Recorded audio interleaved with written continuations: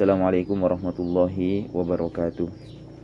Alhamdulillahirabbil alamin wassalatu wassalamu ala asyrafil anbiya'i wal mursalin sayyidina Muhammadin wa ala alihi wa ashabihi ajma'in, amma ba'd. Ja'alana Allah wa iyyakum min ahlil khairi was sa'adah fid dini wad dunya wal akhirah. Amin Allahumma amin. Sahabat beriman dimanapun Anda berada, InsyaAllah pada video kali ini kami ingin membacakan sebuah pertanyaan yang masuk di admin Quran online. Assalamualaikum, saya adalah seorang pedagang di pasar. Saya berangkat sebelum subuh karena khawatir tidak sempat sholat subuh di pasar, maka kami sholat subuh sebelum adzan di masjid.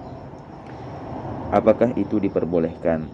Ya, jadi saudara yang bertanya ini sholat subuhnya itu di rumah sebelum berangkat ke pasar.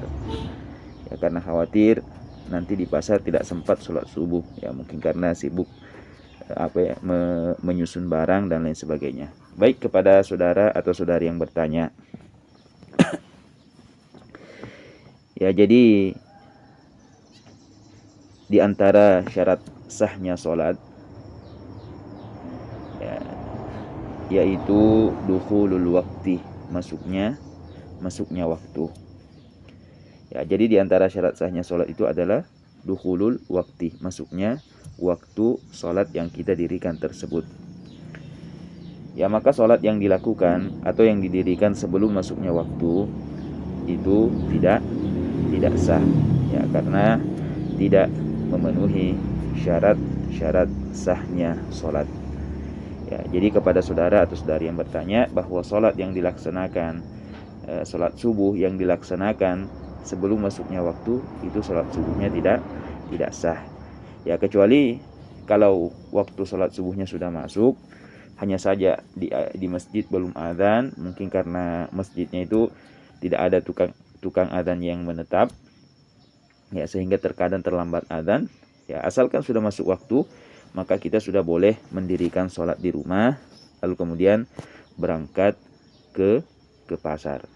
Ya, akan tetapi jika memang terbukti belum masuk waktu, ya, terus kita sholat subuh, maka sholatnya tidak sah.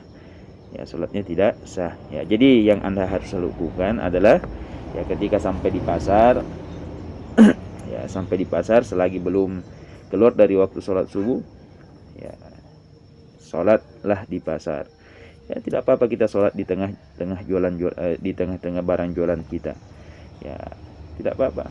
Ya, sholat itu tidak harus, ya, di tempat yang khusus, tidak harus di rumah yang, ya, selagi di situ tempatnya tidak ada najisnya, ya, bisa digunakan untuk sholat seperti di toko Anda, bahkan di tengah-tengah barang jualan Anda itu Anda bisa mendirikan sholat.